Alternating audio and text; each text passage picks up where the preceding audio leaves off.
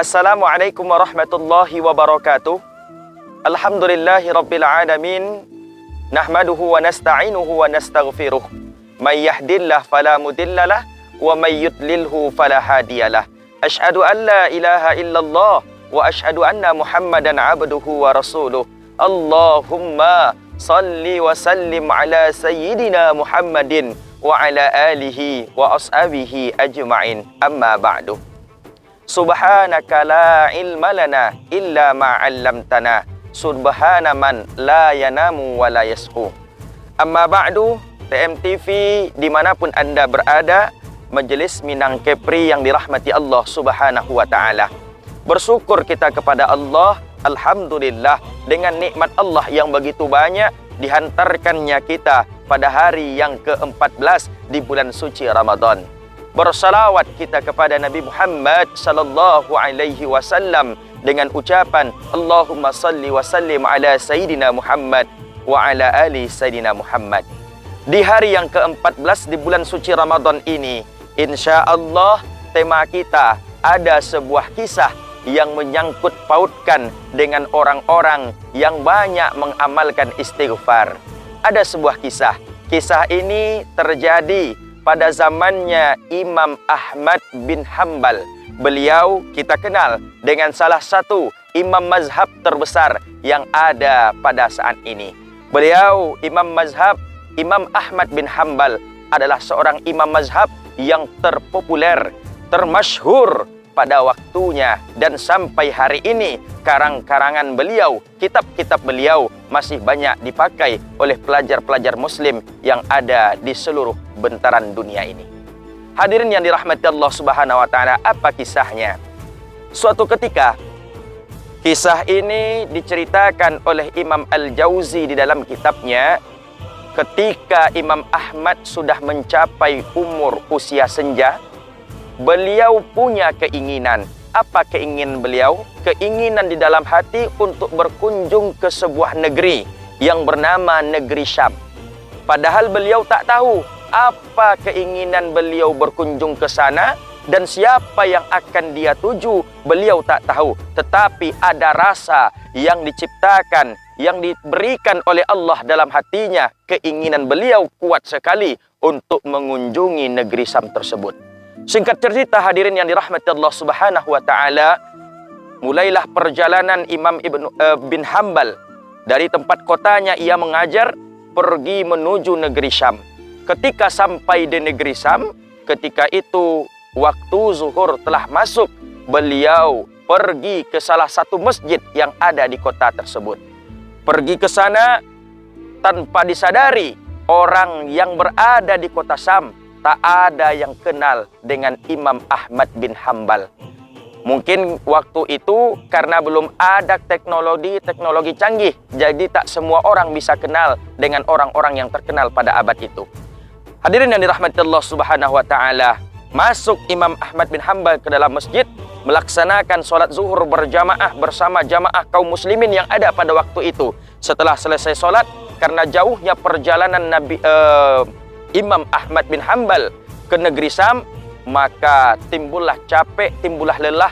Beliau beristirahat sebentar di dalam masjid sambil menunggu waktu asar, menunggu waktu maghrib. Dan ketika waktu maghrib telah masuk, waktu isya telah masuk, Imam Ahmad bin Hanbal pun telah menunaikan ibadahnya. Dan ketika itu dia ingin beristirahat di dalam masjid, ingin tidur sebentar di dalam masjid. Lalu datanglah petugas masjid. Apa kata petugas masjid? Wahai bapak tua, engkau tak boleh tidur dalam masjid ini. Tapi Imam Ahmad bin Hanbal menolaknya. Apa kata Imam Ahmad bin Hanbal? Aku cuma ingin beristirahat sebentar saja. Tetapi tetap bersikekeh petugas masjid tidak membolehkan Imam Ahmad bin Hanbal untuk tidur di dalamnya. Padahal kalau seandainya petugas masjid ini tahu bahwasannya itu adalah Imam Ahmad bin Hanbal, mungkin dia akan lebih memuliakannya.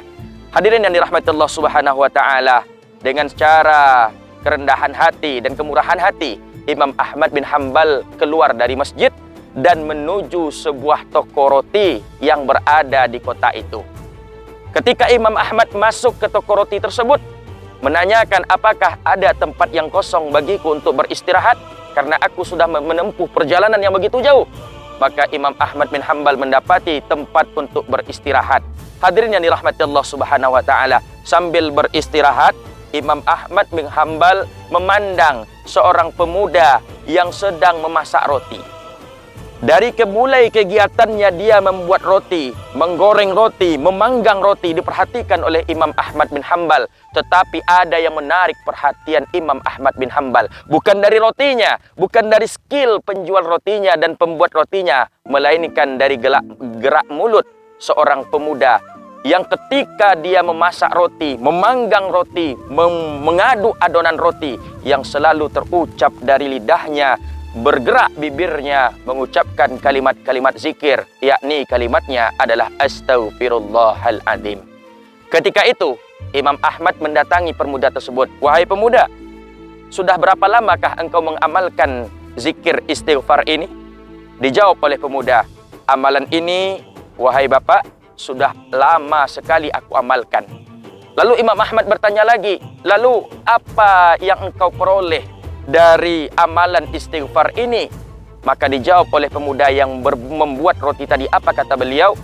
Sesungguhnya yang aku peroleh dari amalan istighfar ini, tak ada satupun doa yang telah aku panjatkan kepada Allah, semuanya dikabulkan oleh Allah Subhanahu wa taala. Begitu dahsyatnya amalan istighfar ini, hadirin yang dirahmati Allah.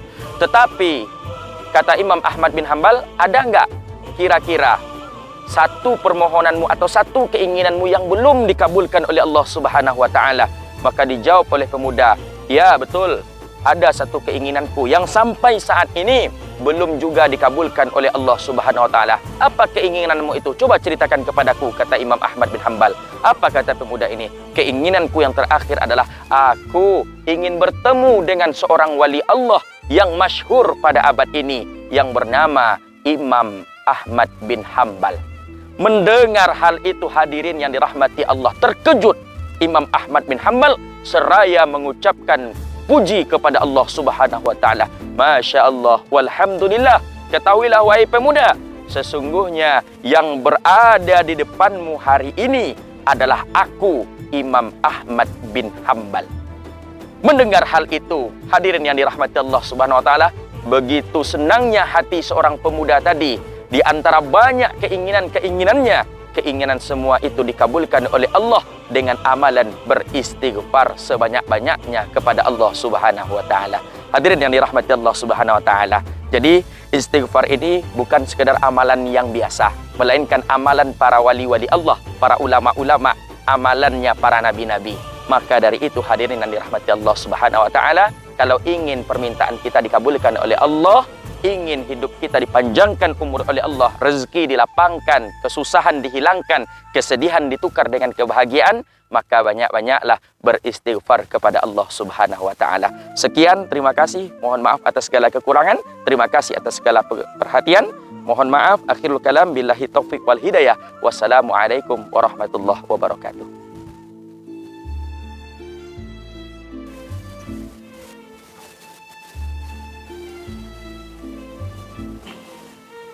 Assalamualaikum warahmatullahi wabarakatuh. Sekarang kita sedang berada di masjid yang sangat indah, luar biasa, dan dengan pemandangan yang hijau-hijau yang sangat asri, yaitu di Masjid Al-Barkah di daerah Barelang, dekat Brimob ya. Jadi tips dari saya supaya puasa kita tetap dijaga saat berbuka puasa nanti, hindari makan makanan yang berat. Ya, kita tidak boleh kalap saat berbuka puasa. Karena kenapa? Itu bisa merugikan kesehatan kita, terutamanya lambung kita. Karena kalap dalam berbuka puasa bisa menyebabkan kembung, begah, serta bisa menyebabkan sesak dan mempengaruhi ibadah tarawih kita untuk berikutnya, dan mempengaruhi juga kelancaran puasa kita di selanjutnya. Tetap jaga kesehatan lambung kita saat beribadah puasa. Salam sampai saya, Bidan Islam Sahabat 2024, sehat selalu. Assalamualaikum warahmatullahi wabarakatuh.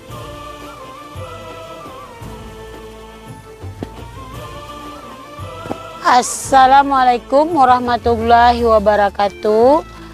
Alhamdulillah kita udah memasuki puasa ke-14. Semoga kita selalu bertahan untuk menjalani ibadah puasa. TMTV semakin sukses dan jaya. TMTV semakin rancak. Kepada orang Minang, orang awak yang berada di Kota Batam diharapkan bergabung di MMK. MMK semakin best. Sekian, terima kasih. Assalamualaikum warahmatullahi wabarakatuh. MTV semakin yes, maju terus MTV.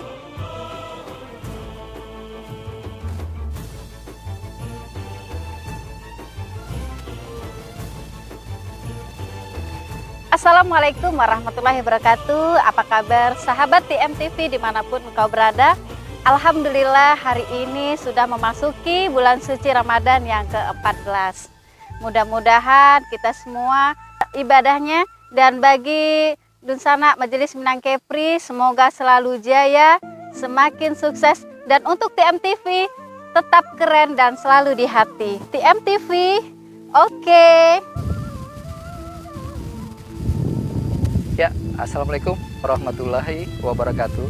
Jumpa lagi bersama kami TMTV yang selalu hadir di saat-saat menjelang buka puasa. Alhamdulillah pada hari ini cuaca sangat terik, membuat kita atau dahaga kita jadi kering. Tetapi dengan adanya kultum setiap hari di saat Ramadan membuat kesejukan di dalam hati kita. Dahaga yang haus hilang ketika mendengarkan kultum. Begitu mantapnya TNTV di bulan Ramadan ini. Semoga TNTV kedepannya akan semakin berkembang dan jaya. Dan tidak lupa TMTV selalu di hati dan Majelis Minang Kepri tetap oke. Sekian dari saya. Terima kasih.